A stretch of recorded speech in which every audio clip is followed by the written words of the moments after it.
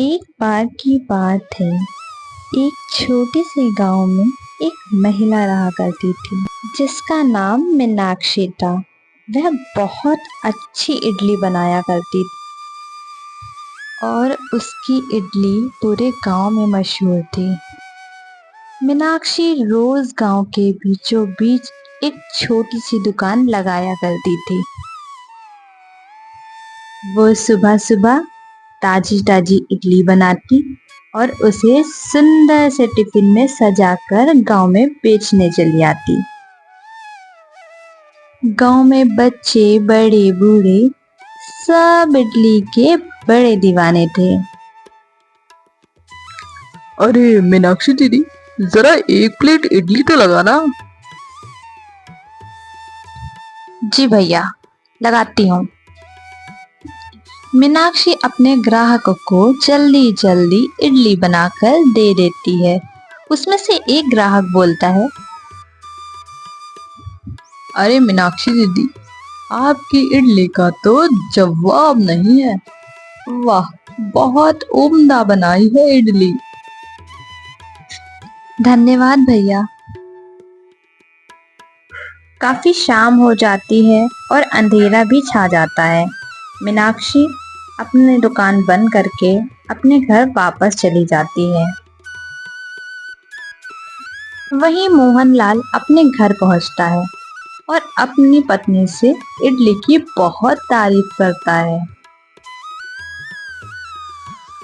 अरे पता है भाग्यवान, इडली तो मीनाक्षी बहन बनाती है, बहुत अच्छी। उसके जैसे इडली तो पूरे गांव में कोई ना बना पाता होगा। मोहनलाल की पत्नी उससे चिढ़ जाती है और उससे कहती है, अच्छा, तो अब मैं भी कल से इडली वड़ा की दुकान लगाऊंगी और देखती हूँ कौन खाने आता है इडली, उसके यहाँ कि मेरे यहाँ, देखती हूँ। सुमन अगले ही दिन गांव के बीचों बीच पहुंच जाती है जहाँ पे मीनाक्षी हमेशा दुकान लगाती है। उसने उसी जगह दुकान लगाई जहाँ पर मीनाक्षी लगाती है। थोड़ी देर बाद जब मीनाक्षी अपनी दुकान लगाने के लिए उस जगह पर आई तो उसने देखा कि वहां पर तो कोई और है। उसने जाकर उससे पूछा, बहन, आप कौन हैं? मैं तो यहाँ दुकान लगाती हूँ रोज इडली की। मैंने आपको पहले कभी यहाँ नहीं देखा। देखो देखो कैसे इतरा रही है। वो कुछ भी हो, यहाँ पे आज से मेरी दुकान लगेगी और सिर्फ मेरी। अपनी दुकान ले जा कहीं और। मीनाक्षी सुमन की ऐसी बात सुनकर बहुत उदास हो जाती है और वह वापस अपने घर की ओर निकल पड़ती है। अरे माँ, आप इतनी जल्दी घर आ गई? क्या हुआ? आज दुकान नहीं लगी? मीनाक्षी अपनी बेटी को वहाँ की सारी बातें समझाती है और बताती है कि आज के बाद वह दुकान नहीं लगाएगी। इतना सुन के उसकी बेटी रोने लगती है और कहती है, माँ, माँ, अब अब हम कैसे जिएंगे? अब क्या होगा हमारा? हम तो बहुत गरीब हैं। तुम परेशान मत हो बेटा, मैं और मेहनत करके घर से ही इडलियां बेचा करूंगी। तुम्हें परेशान मैं नहीं देख सकती बेटा।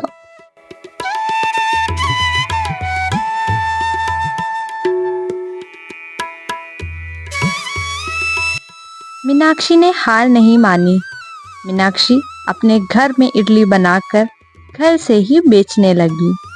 देखते देखते उसके घर पे भी कई लोग आसपास के इडली खाने आने लगे। मीनाक्षी की बेटी भी उसकी बहुत मदद कर रही थी। वह यह देख के खुश थी। अब उसकी दुकान पर ग्राहकों की भीड़ लगी रहती।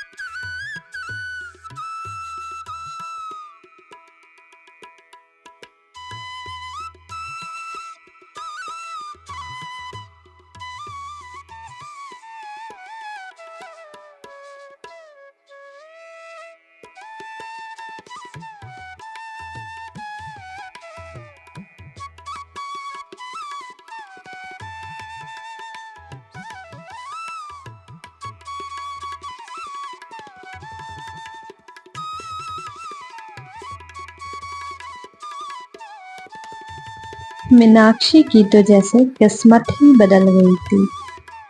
उसने एक अच्छा घर खरीदा और वह सभी गांव वालों की बहुत अच्छे से मदद करती। उसका स्वभाव बहुत अच्छा था।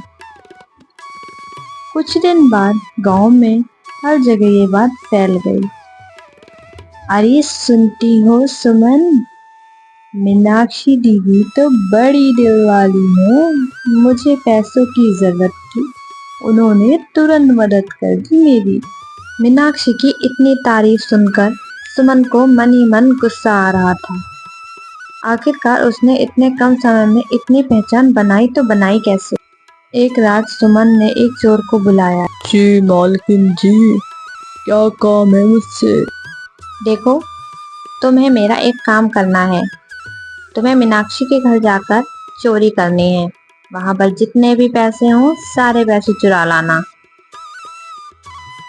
ठीक है, मैं आपका काम कर दूंगा, मगर मुझे इस काम के बदले 50,000 रुपये चाहिए, नहीं तो मैं ये काम नहीं करूंगा। सुमन भी उसे वादा कर लेती है पैसे देने का। उसी वक्त वह चोर रात के अंधेरे में निकल पड़ता है।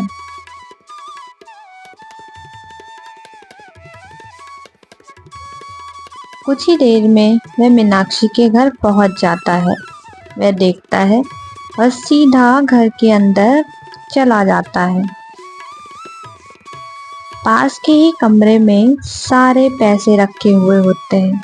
वह चोर सारे के सारे पैसे उठाकर फुर्र हो जाता है। सुबह जब मीनाक्षी उठती है तो देखती है वहां तो चोरी हो गई है। उसके सारे पैसे कोई ले गया है। तभी उसकी बेटी बोलती है, हाँ माँ, यहाँ तो 1 रुपए भी नहीं बचा, सारे के सारे पैसे चोर ले गए। मीनाक्षी जल्दी जल्दी सरपंच जी के पास जाती है और उनको वहां की सारी बातें बताती है।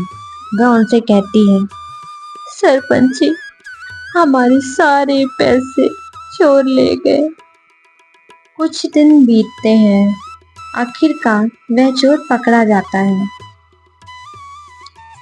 एक दिन चोर आखिरकार पकड़ा ही जाता है। सरपंच जी उससे डांट फटकार लगाकर उससे पूछ ही लेते हैं आखिर उसने किसके कहने पे ये चोरी की। सरपंच जी, मुझे माफ कर दीजिए, मैंने ये चोरी खुद से नहीं की, मैंने सुमन के कहने पर ये चोरी की, मेरी इसमें कोई गलती नहीं। चोर की ये बात सुन के सरपंच जी ने सुमन को वहां पर बुलाया।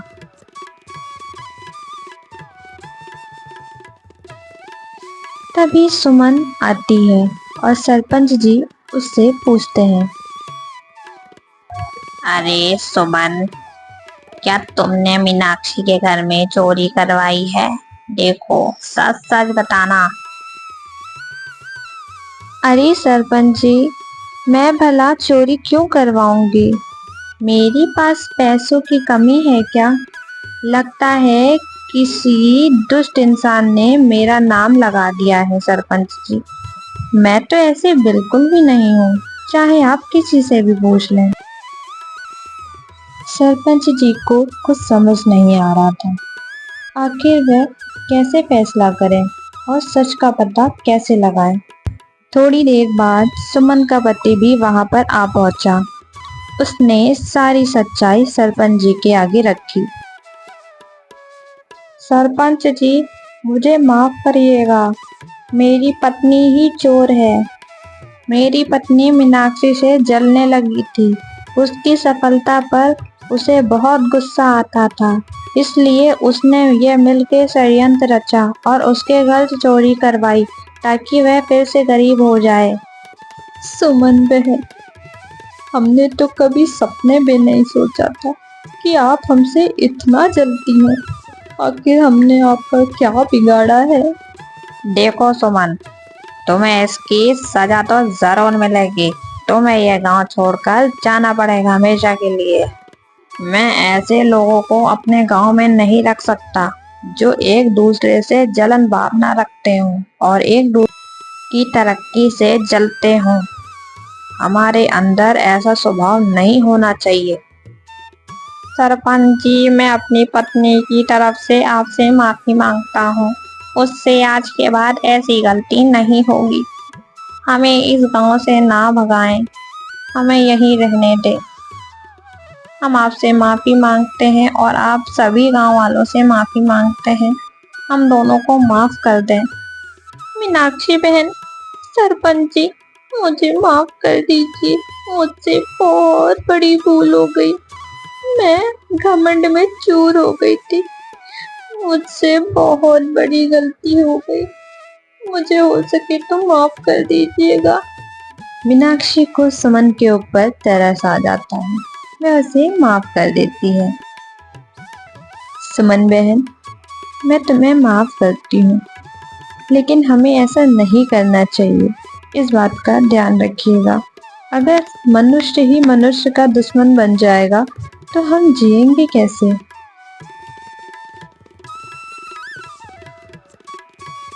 कुछ दिन बाद गांव में फिर से वही खुशहाली आ गई थी। सब हंसी खुशी और मिलजुल कर रहने लगे। मीनाक्षी ने गांव में एक बहुत बड़ा रेस्टोरेंट खोल लिया और वह बहुत चलने लगा। मीनाक्षी की जीवन ने हमें यह सिखाया कि जीवन में कितनी भी कठिनाइयां और परेशानियां आए, हमें उनसे लड़ना चाहिए और जीतना चाहिए।